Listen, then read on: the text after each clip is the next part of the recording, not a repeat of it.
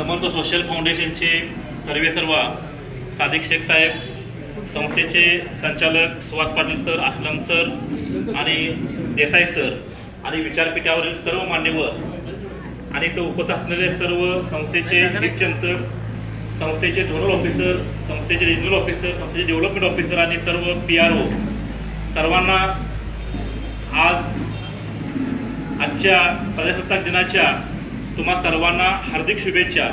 आज प्रजासत्ताक दिन म्हणजे आजच्या दिवशी कुठलं काही युद्ध झालेलं नव्हतं किंवा कुठली लढाई जिंकलेली नव्हती, कोण आजच्या दिवशी कोण शहीद झालेलं नव्हतं, परंतु आजच्या दिवशी या देशाला ज्यावेळेस स्वातंत्र्य मिळालं, ह्या देशाची आपल्याला स्वतःची घटना असायला पाहिजे। म्हणून या ठिकाणी सायमन कमिशनच्या माध्यमातून या ठिकाणी या देशामध्ये ज्यावेळेस लोकशाही आली, तर लोकशाहीमध्ये भारताची राज्यघटना असावी म्हणून राज्यघटनेसाठी एक समिती नेमली गेली आणि समितीमध्ये कुणाला घ्यायचं याच्यासाठी ठरवण्यात आलेलं होतं। पण त्यावेळेला काही लोकांनी सांगितलेलं होतं की या देशाची, परदेशातल्या लोकांनी सांगितलं होतं की ह्या देशाची राज्यघटना बाबासाहेब आंबेडकरच लिहू शकतात, परंतु या ठिकाणी जे असणारे जे कार्यकर्ते होते त्यांनी सांगितलेले होते संविधानाचे दरवाजेच काय, तर संविधान सभेच्या खिडक्या देखील बाबासाहेब आंबेडकरांना उपलब्ध नसणार आहेत असं त्यांनी सांगितलेलं होतं। परंतु बाबासाहेब आंबेडकरांना महाराष्ट्रातून निवडून जाता आले संविधान सभेवरती, पश्चिम बंगालमधून ते संविधान सभेवरती निवडून गेले आणि 2 वर्ष 11 महिने आणि 18 दिवस रात्रंदिवस कष्ट करून त्या देशाची संविधान लिहिण्याची जबाबदारी, खूप मोठी जबाबदारी डॉक्टर बाबासाहेब आंबेडकरांनी पार पाडली आणि 28 नोव्हेंबर 1949ला ही देशाची संविधान सभेला ते सुपूर्द, राष्ट्रपतींना सुपूर्द केले आणि त्याची प्रत्यक्षामध्ये अंमलबजावणी 26 जानेवारी 1950 म्हणजे आजच्या दिवशी त्या संविधानाची अंमलबजावणी झाली आणि आज संपूर्ण देश, या देशाचा सर्व कारभार म्हणजे ग्रामपंचायतीपासून गल्लीपासून दिल्लीपर्यंत सगळा कारभार या भारताच्या संविधानावरती चालतोय आणि ह्या संविधानाचं रक्षण करणं ही तुमच्या आमची एक भारतीय नागरिक म्हणून तुमच्या आमची सर्वांची जबाबदारी आहे। पुन्हा एकदा संविधान प्रजासत्ताक दिनाच्या सर्वांना तुम्हाला शुभेच्छा देतो आणि या ठिकाणी आपण प्रजासत्ताक दिनाच्या निमित्तानं आज आपण या ठिकाणी अमृतनगर सारख्या नवी पारगावच्या या सीमेवरती वारणा खोऱ्यामध्ये आपण या ठिकाणी समर्थ सोशल फाउंडेशनच्या माध्यमातून शिवशंभू निवासी व्यसनमुक्ती केंद्राबरोबरच आपलं जे वृद्धाश्रम, आश्रम आणि वृंदावन केंद्र याचाही आपण या ठिकाणी शुभारंभ आपण या ठिकाणी घेतोय आणि ह्या शुभारंभासाठी आपण सर्वजण या ठिकाणी शुभेच्छा देण्यासाठी आणि हातबळ लावण्यासाठी आपण सर्वजण या ठिकाणी जमलेलो आहात। खरं म्हणजे तुकाराम महाराजांनी 400 वर्षापूर्वी तुकाराम गाथेमध्ये सांगितलेलं होतं, माय बापे केवळ काशी तेनेनं व्हावे तीर्थाशी, पुंडलिके काय केले परब्रह्म उभे केले, तैसा होई सावध हृदय धरी नारायण, तुका म्हणे माय बापे अवघी देवाची सर्व रूपे। या जगामध्ये विनम्रपणे ज्यांच्या पायावर मस्तक ठेवावं असं ते पाय म्हणजे आपल्या आई वडिलांचेच पाय। काशी ज्याला आपण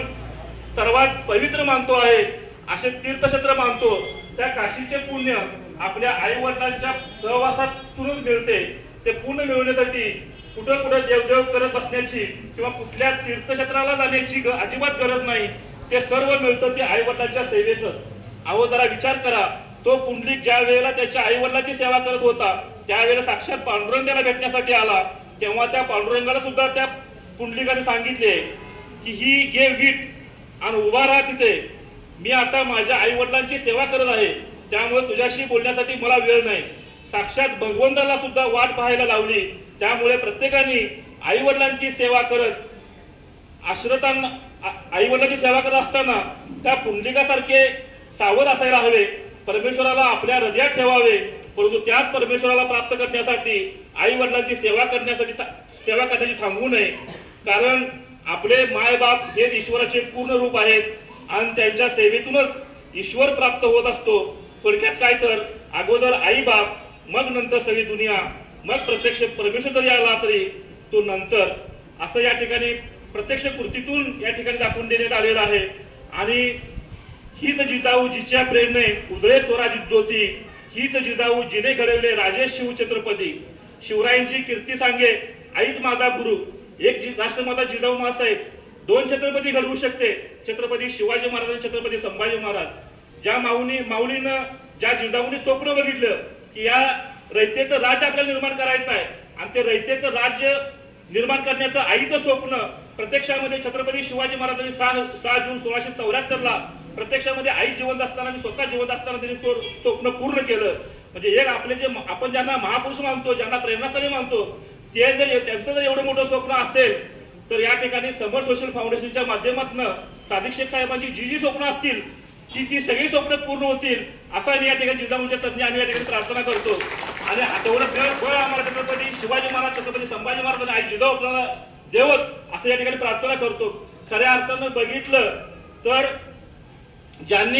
ज्या आईनं छत्रपती शिवरायासारखे, छत्रपती शंभूरायासारखे छावे निर्माण केले, तसं जर प्रत्येक आईनं जर आपल्या मुलांना जर चांगले संस्कार दिले तर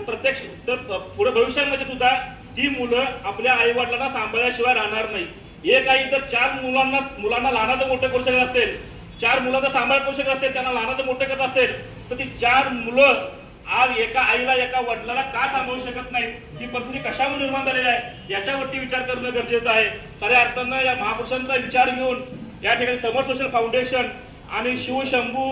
आधार व्यसनमुक्ती मार्गदर्शन केंद्र आणि वृद्धाश्रम आणि विरंगुळा केंद्र यांच्या माध्यमातून हे जे काम चालू आहे हे खऱ्या अर्थानं येणाऱ्या काळामध्ये फक्त महाराष्ट्राला नव्हे तर संपूर्ण देशाला एक दिशा द्यायचं काम या ठिकाणी समर सोशल फाउंडेशनच्या माध्यमातून केल्याशिवाय राहणार नाही. मी माझ्या परीनं जेवढं शक्य आहे तेवढं सहकार्य या ठिकाणी या वृद्धाश्रमाला आणि विरंगुळा केंद्राला देण्याचा मी सातत्यानं प्रयत्न करत राहीन. एवढं बोलतो. पुन्हा एकदा या कार्यक्रमासाठी शुभेच्छा देतो आणि इथंच थांबतो. धन्यवाद. जय जिजाऊ, जय शिवराय.